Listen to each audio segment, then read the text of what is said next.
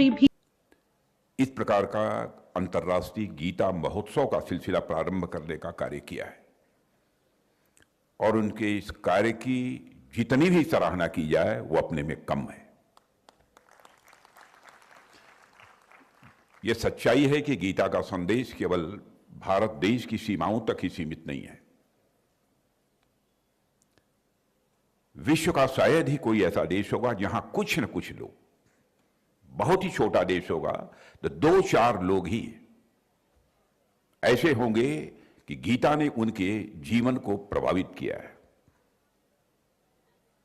और मैं यहां हरियाणा सरकार के प्रति भी आभार व्यक्त करना चाहता हूं कि हरियाणा सरकार इसमें पूरी तरह से सहयोग कर रही है। और मैं यह भी मानता हूं कि सरकार का काम आर्थिक, सामाजिक और तकनीकी विकास करना तो है ही, लेकिन साथ ही साथ सांस्कृतिक विकास भी सरकार की एक महत्वपूर्ण जिम्मेदारी बनती है और सरकार उस दायित्व को बखूबी निभा रही है। इसलिए मैं इस सरकार के प्रति भी, यहां के मुख्यमंत्री के प्रति भी आभार व्यक्त करता हूं। और इस प्रकार के कार्यक्रम एक तरफ हमारे सांस्कृतिक यात्रा को दर्शाते हैं, तो वहीं दूसरी तरफ हमारे ये कार्यक्रम हमारी युवा पीढ़ी की चेतना को जागृत करने में भी अपनी महत्वपूर्ण भूमिका ये निभाते हैं। साथियों, आज जब मैं भगवान श्री कृष्ण की ज्ञानी भूमि कुरुक्षेत्र की इस पुण्य भूमि पर यहां पर मैं खड़ा हूं, तो मेरा मन स्वाभाविक रूप से श्रद्धा से भर जाता है। यदि हम अपने शास्त्रों के अनुसार देखें तो ये वही धरती है जहां 5000 से अधिक वर्ष पहले मार्गशीर्ष शुक्ल एकादशी की पावन तिथि पर समस्त मानवता के उत्थान के लिए यह दिव्य ज्ञान प्रकट हुआ था, जिसे हम श्रीमद् भागवत गीता के नाम से जानते हैं। और इस भूमि पर खड़े होकर वह क्षण स्वाभाविक रूप से आंखों में जीवित हो उठता है। और मुझे तो कभी कभी लगता है यदि किसी को भी भारत की आत्मा को समझना है तो उसे कुरुक्षेत्र की धूल में उसका प्रतिबिंब ढूंढना चाहिए। आप सोचिए कैसा होगा वह दृश्य जब अर्जुन हाथ जोड़े भगवान श्री कृष्ण के सामने खड़े होंगे और योगेश्वर श्री कृष्ण ने मुस्कुराकर गीता का यह संदेश उन्हें दिया होगा। कैसा अद्भुत दृश्य होगा। कुरुक्षेत्र की यह धरती आज भी योगेश्वर श्री कृष्ण के उन प्रेरक स्वरों से गूंज रही है और उनकी ध्वनि आज भी हमारे भीतर प्रतिध्वनित हो रही है। आप सब भी इस भावना को महसूस करते होंगे कि अब धरती महज एक भूगोल का हिस्सा नहीं है, बल्कि यहां खड़े होकर अभी भी ऐसा लगता है मैं मानो श्री कृष्ण की वाणी आज भी यहां की हवाओं में तैर रही हो। देवियों सज्जनों, संदेह से भरे, द्वंद्व में खड़े, हृदय से विचलित अर्जुन के सामने भगवान कृष्ण ने जो ज्ञान दिया वह केवल उस समय के लिए नहीं था, बल्कि सदैव के लिए था और पूरी मानवता के लिए था। केवल भारत में रहने वाले लोगों के लिए नहीं था, पूरे विश्व के लिए वह संदेश था। गीता का पहला ही संदेश यह है कि आत्मा न कभी जन्म लेती है, न आत्मा कभी मरती है, न जायते मृते वा कदाचित। यह श्लोक जीवन के अनिश्चितताओं के बीच हमें अद्भुत स्थिरता देता है। और यह केवल युद्ध भूमि का संवाद नहीं था, बल्कि मैं मानता हूं कि यह जीवन की हर परिस्थिति का अपने में यह मार्गदर्शन है। मैं यहां पर उल्लेख करना चाहूंगा, संत श्री रामकृष्ण परमहंस जी ने एक सुंदर और बहुत ही गहन बात कही थी कि गीता का पूरा सार केवल उसके नाम के अक्षरों को उलट देने मात्र से ही समझ में आ जाता है। गीता के अक्षरों, गीता का जो नाम है उसके अक्षरों को उलट देने से ही गीता का सार स्वाभाविक रूप से हमको समझ में आ जाता है। गीता, इस नाम को उलट दीजिए, गीता अंतिम अक्षर ता को पहले ला दीजिए और गी को बाद में, तागी यानी त्यागी। अर्थात गीता का असली संदेश है, असली संदेश है त्यागी बनना। और त्यागी का अर्थ कर्तव्यों का त्याग नहीं है, बल्कि वह अज्ञानता का त्याग है, अकर्मण्यता का त्याग है, दुर्व्यसन, आसक्ति और अहंकार का त्याग है। और त्यागी व्यक्ति ही गीता का सच्चा पाठक और सच्चा अनुयायी बन सकता है। देवी और सज्जनों, पूरी गीता उठाकर जब आप पढ़ेंगे तो आपको लगेगा कि अर्जुन को जो कुछ भी समझाया गया वह केवल किसी के योद्धा के लिए नहीं था, वह सारे मानवता के लिए था। आप खुद सोचिए, उस युग में अर्जुन जो क्लैरिटी चाहते थे, जो स्पष्टता चाहते थे, युद्ध यानी कर्म का जो उद्देश्य चाहते थे, क्या आज के समय में हमें भी उसी स्पष्टता, उसी साहस और उसी प्रतिबद्धता की आवश्यकता नहीं है? आज तो हम और भी ज्यादा मृग तृष्णा में उलझे हुए हैं। हमारे आसपास आज पहले से कहीं अधिक भटकाव है, डिस्ट्रैक्शन है। कहीं ऐसे लोग हैं जो जीविकोपार्जन के लिए तो काम कर रहे हैं, पैसे भी कमा रहे हैं, लेकिन उन्हें अपने जीवन का उद्देश्य समझ में नहीं आ रहा है। तो वहीं दूसरी तरफ कई ऐसे लोग भी हैं जो कर्म से ज्यादा उसके परिणाम की चिंता करते हैं। मैं ऐसे कई लोगों को जानता हूं जिनके अंदर पर्याप्त क्षमता है कि वह जीवन में कुछ अच्छा कर सकते हैं, समाज को कुछ कंट्रीब्यूट कर सकते हैं, लेकिन वह कोई काम इसलिए नहीं करते हैं क्योंकि उन्हें परिणामों को लेकर तरह तरह की शंकाएं रहती हैं कि हमको कामयाबी मिलेगी कि नहीं मिलेगी। इस तरह के अनेक उलझी हुई स्थितियों का सामना आजकल हमारे आसपास के लोग कर रहे हैं। आपने स्वयं भी इसे महसूस किया होगा। साथियों, गीता कहती है कि जीवन की व्यर्थ चिंताएं, विकृत भावनाएं और गलत धारणाएं तभी मिटती हैं जब हम अपने भीतर के सत्य को पहचानते हैं। यही कारण है कि आज के दौर में जब डिप्रेशन और मानसिक तनाव जैसी चीजें तेजी से बढ़ रही हैं, गीता का संदेश मैं मानता हूं लोगों को नया संबल देता है। गीता पढ़कर विपरीत परिस्थितियों में भी उत्साहवर्धन और निराशा में भी आशा का संचार होता है। गांधी जी कहते थे कि जितने भी किताबें अब तक उन्होंने अपने जीवन में पढ़ी हैं, उन सब में सबसे अधिक सांत्वना दो पुस्तकों से उन्हें मिली है, श्रीमद् भागवत गीता और श्री रामचरितमानस। और साथियों, वे भी यह कहते थे जब उन्हें संदेह घेरते थे, जब वह दुविधा की स्थिति में होते थे, जब निराशाएं आती थीं और जब कोई प्रकाश की किरण नजर नहीं आती थी, तब वे श्रीमद् भागवत गीता के ही शरण में जाते थे।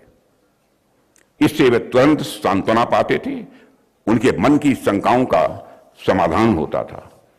देवियों और सज्जनों, गीता में दिए गए कर्मयोग की भावना, समत्व की सीख और आत्म स्वरूप की पहचान हमें सुखपूर्वक जीवन जीने का यह मार्ग दिखाते हैं। गीता न केवल आत्मचिंतन का मार्ग दिखाती है, बल्कि मैं मानता हूं कि मन की उलझनों को सुलझाने के लिए थेरेपी का भी काम यदि कोई करता है तो हमारी यह गीता ही करती है।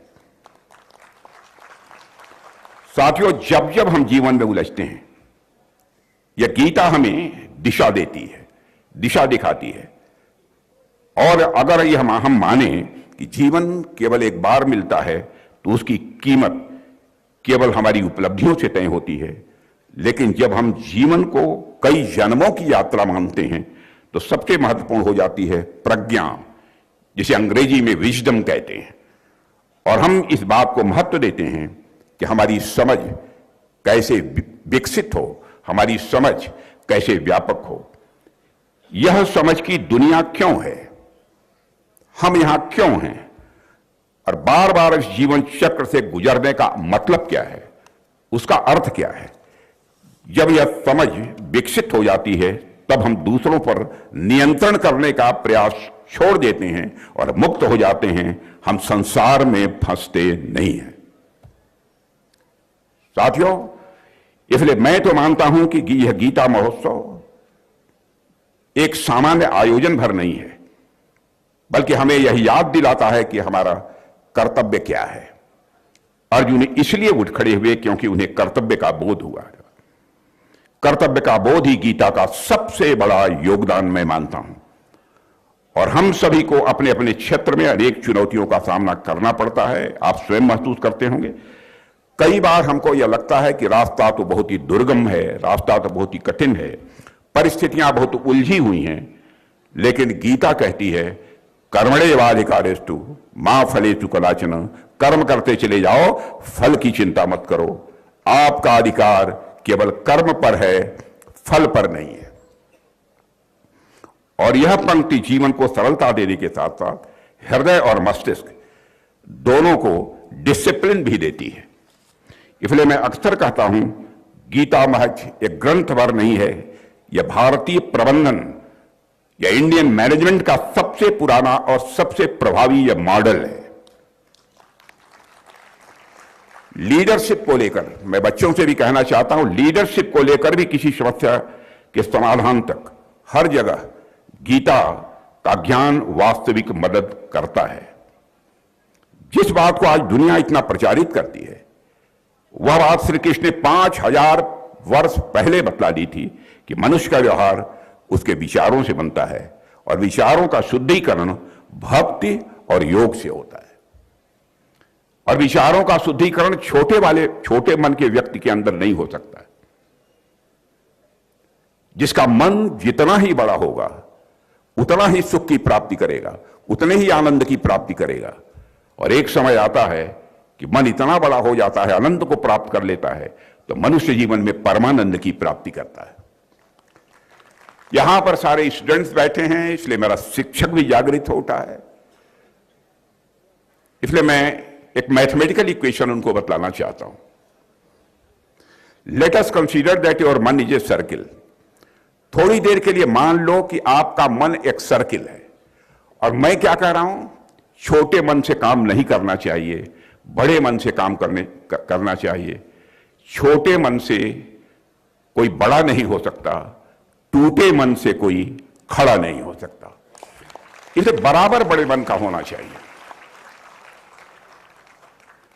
छोटे मन का व्यक्ति जीवन में मोक्ष की प्राप्ति नहीं कर सकता है, जीवन के बंधनों से कभी मुक्त नहीं हो सकता है।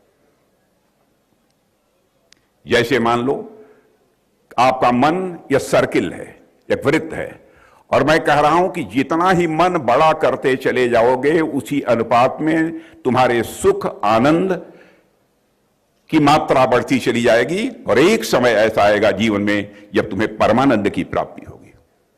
इसे मैथमेटिकल इक्वेशन में कहना हो तो यूं कह सकते हैं, सर्कमफरेंस ऑफ मन is directly proportional to the magnitude of सुख। Circumference of man is directly proportional to the magnitude of Anand. Circumference of man is directly proportional to the परमानंद। परमानंद का कोई मैग्नीट्यूड नहीं होता है, परमानंद की कोई सीमा नहीं होती है, वो तो परमानंद है। इसलिए मैं कहना चाहता हूं उसकी कोई सीमा नहीं होती। बराबर जीवन में बड़े मन से काम करना चाहिए। छोटे मन का व्यक्ति अपने जीवन में कभी बड़ा नहीं हो सकता है। और साथ ही साथ धर्म की बात की जाती है। मैं धर्म के बारे में भी कहना चाहता हूं, धर्म को इस परिभाषित करना चाहता हूं। यहां पर परम पूज्य ज्ञानानंद जी महाराज बैठे हैं, अन्य भी सारे विद्वान बैठे हैं विभिन्न धर्मों के। धर्म है क्या?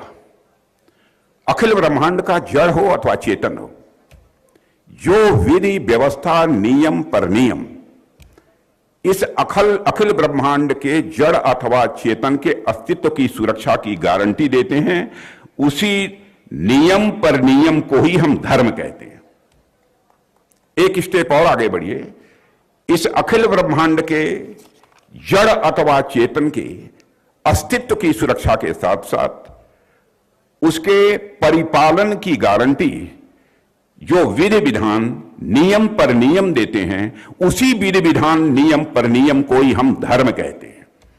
एक स्टेप और आगे ले जाना चाहता हूं, अखिल ब्रह्मांड के जड़ अथवा चेतन के अस्तित्व की सुरक्षा के साथ साथ उसके परिपालन की गारंटी के साथ साथ जो विधि विधान नियम पर नियम उसके विकास एवं संवर्धन की गारंटी देते हैं, उसे ही हम धर्म कहते हैं। इसलिए धर्म को लेकर किसी को कोई आपत्ति नहीं होनी चाहिए।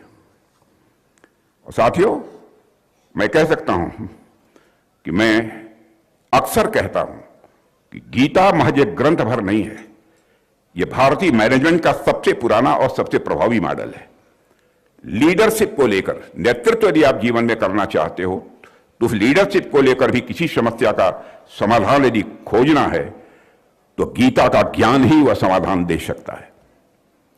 जिस बात को आज दुनिया इतना प्रचारित करती है, वह बात श्री कृष्ण ने 5000 वर्ष पहले बता दी थी कि मनुष्य का व्यवहार उसके विचारों से बनता है और विचारों का शुद्धिकरण केवल भक्ति और योग से ही होता है।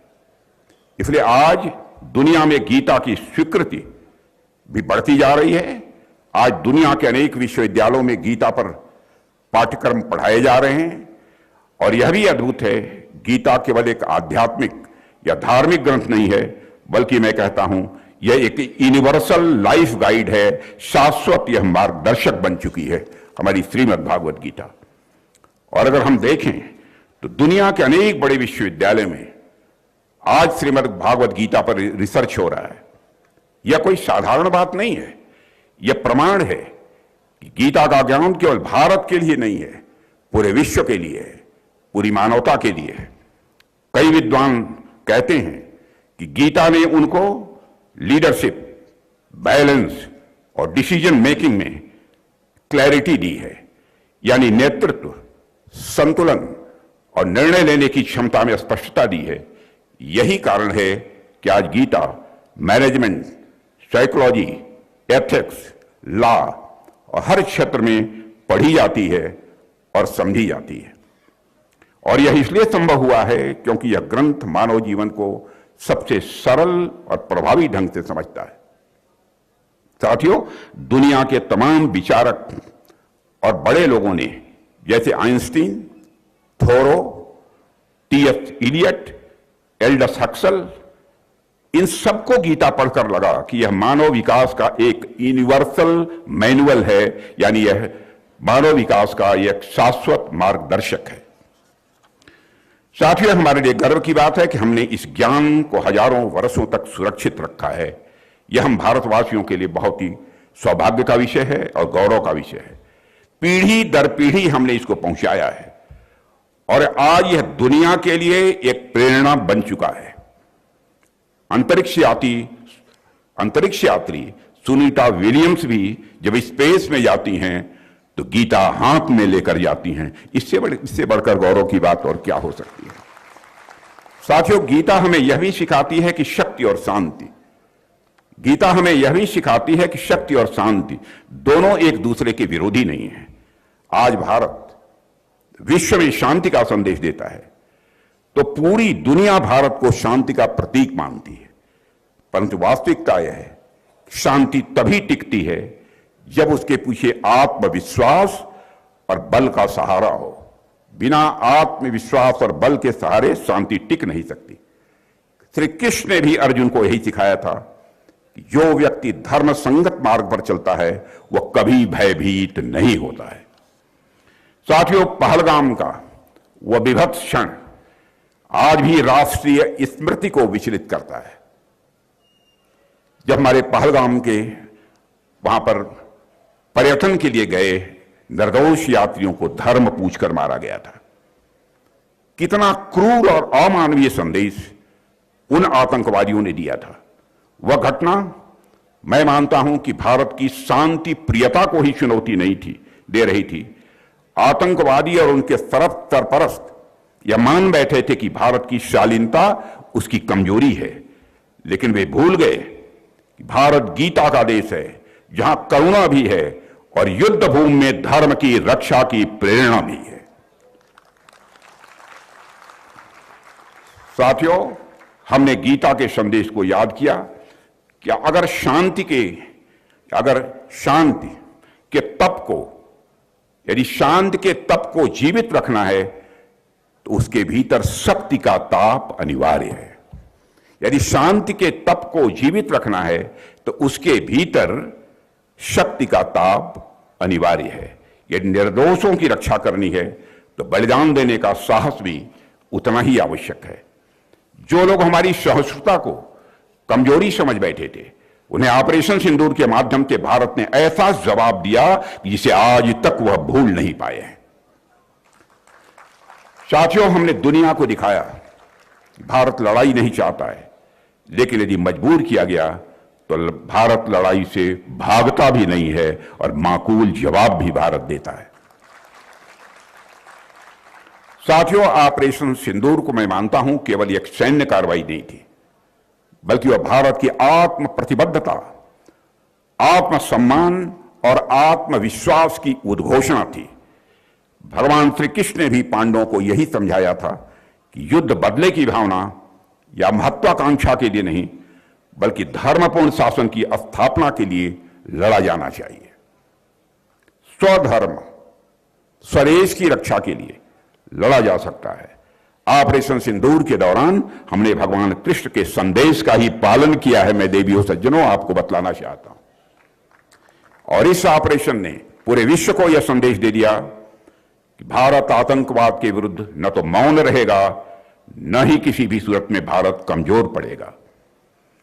श्री कृष्ण ने अर्जुन को कुरुक्षेत्र में समझाया था कि धर्म की रक्षा केवल प्रवचन से नहीं होती, उसकी रक्षा कर्म से होती है। और ऑपरेशन सिंदूर वही धर्म युक्त कर्म था जिसको कि हम लोगों ने अपनाया। और साथियों, आज हम सब जब यहां एकत्र हुए हैं तो यह भी हमें याद रखना होगा कि गीता केवल युगों की नहीं है, बल्कि हर दिन और हर क्षण की साथी है। यदि हम इसे केवल धार्मिक ग्रंथ मानकर रख देंगे तो इसका उद्देश्य मैं मानता हूं अधूरा रह जाएगा। कर्म की भूमि केवल कुरुक्षेत्र नहीं है, आज का भारत भी एक विराट कर्म भूमि है। आज का भारत भी एक विराट कर्म भूमि है, जहां सैनिक सीमा पर, वैज्ञानिक अपनी प्रयोगशालाओं में, किसान अपनी खेतों में और युवा स्टार्टअप्स में अपना अपना धर्म निभा रहे हैं। गीता की असली शक्ति तभी प्रकट होगी जब हम इसे अपने व्यवहार में, अपने निर्णयों में, अपने काम में और अपने संबंधों में लागू करते हैं। साथियों, मैं मानता हूं कि आज का महोत्सव हम सबके लिए एक अवसर है जहां हर व्यक्ति स्वयं से यह प्रश्न पूछ सकता है, क्या मैं अपने जीवन को गीता की रोशनी में देख पा रहा हूं? क्या मैं अपनी जिम्मेदारियों को उतनी जिम्मेदारी से निभा रहा हूं जितनी गीता हमसे अपेक्षा करती है? क्या मैं चुनौतियों को देखकर पीछे हटता हूं या अर्जुन की तरह उनसे ऊपर उठने का साहस करता हूं?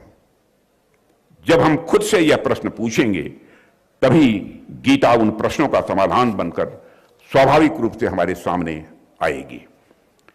देवियों सज्जनों, संघर्ष तो हमारे भी जीवन में है, संघर्ष आपके भी जीवन में है, संघर्ष सबके जीवन में है। जीवन में संघर्षों का बुरा होना नहीं, संघर्ष से हार जाना बुरा है। जीवन के तमाम संघर्षों से निपटने की शक्ति हमें इस पवित्र ग्रंथ से ही मिलती है। संसार के किसी भी युग में, किसी भी महाद्वीप में मानव संघर्ष एक सा ही रहता है। भ्रम, भटकाव, भय, निराशा, निर्णयहीनता। जो प्रश्न उस समय अर्जुन के समक्ष खड़े हुए थे, वे प्रश्न हम सबके जीवन के कुरुक्षेत्र में कभी न कभी खड़े होते ही हैं। परंतु ठीक उसी क्षण हमें कृष्ण की वाणी को, उनकी अमृत ध्वनि को भीतर जगाना होता है, क्योंकि वही वाणी हमें जीवन की दिशा दिखाती है। गीता हमें यह सिखाती है कि जीवन श्वास लेने का ही नाम नहीं है, बल्कि अपने धर्म, अपने कर्तव्य और अपनी जिम्मेदारियों का निर्भय होकर निभाने का एक यह माध्यम है। गीता का एक श्लोक है, बहुत प्रचलित श्लोक है, सुख दुखे समीकृत्वा लाभा लाभौ जया जयौ। यह हमें सिखाता है कि सुख दुख, लाभ हानि और जीत हार को समान भाव से रखते हुए कर्तव्य निभाना ही यह सच्चा दायित्व है। और ऐसा व्यक्ति बिना विचलित हुए हर समस्या का समाधान वह ढूंढ लेता है। और साथियों, आज जब गीता पढ़ते हैं और जो पढ़ते हैं तो आपको पता चलता है गीता लगभग 700 श्लोकों में सभी वेदों का यह सार है। यानी गीता को ठीक से समझ लेने के बाद तो आपको अन्य शास्त्रों के विस्तार में जाने की बहुत जरूरत नहीं रह जाती है, ऐसा मैं मानता हूं। और गीता की शिक्षा संसार को बदलने की बात नहीं करती है। गीता यह बतलाती है कि दुनिया हर पल, दुनिया हर क्षण स्वतः बदल रही है। इस चेंज को हमें रेसिस्ट नहीं करना है, इस चेंज का हमें प्रतिकार नहीं करना है, बल्कि इस चेंज का, इस बदलाव का हमें आनंद लेना है, इसे हमें अप्रिशिएट करना है। जो जैसा है उसे वैसा ही देखना है, वैसा ही समझना है। गीता हमें इमोशनल इंटेलिजेंस सिखाती है। ज्ञानी व्यक्ति न अत्यधिक दुखी होता है, न अत्यधिक प्रसन्न होता है। वह सुख दुख को समान भाव से देखता है। अच्छा कार्य करने पर संतोष तो करता है, पर उन्माद नहीं करता है। यानी गीता की शिक्षाएं सत्य की ओर ले जाकर कार्य करने की हम सबको प्रेरणा देती हैं। इसलिए मैं चाहूंगा कि आज हम सब यहां संकल्प लें कि हम कर्म करते रहेंगे, बिना फल की चिंता किए, बिना भय के, बिना मोह के निरंतर कर्म करते रहेंगे। और हम यह भी संकल्प लें कि जिस प्रकार श्री कृष्ण ने अर्जुन को जगाया था, उसी प्रकार हम भी अपने भीतर के अर्जुन को जागृत करेंगे। और यदि हम ऐसा कर पाए तो न केवल हमारा जीवन सुधरेगा, बल्कि हमारा समाज, हमारा राष्ट्र और आने वाली पीढ़ियां इस ज्ञान से स्वाभाविक रूप से प्रकाशित होंगी।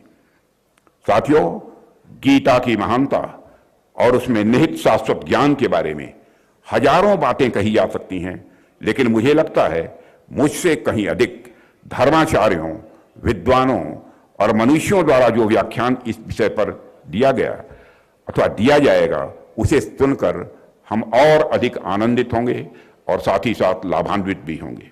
इस अद्भुत सम्मेलन के आयोजन के लिए मैं स्वामी ज्ञानानंद जी महाराज के प्रति विशेष रूप से आभार करता हूं। और एक बार मैं स्वयं शीश झुकाकर पूज्य स्वामी ज्ञानानंद जी महाराज का अभिनंदन भी मैं करता हूं। और साथ ही साथ यहाँ के प्रशासन को भी इस भव्य आयोजन के लिए मैं आभार व्यक्त करता हूं। और इस आयोजन की सफलता के लिए अपनी शुभकामनाओं की हृदय से अभिव्यक्ति करते हुए अपना निवेदन समाप्त करता हूं।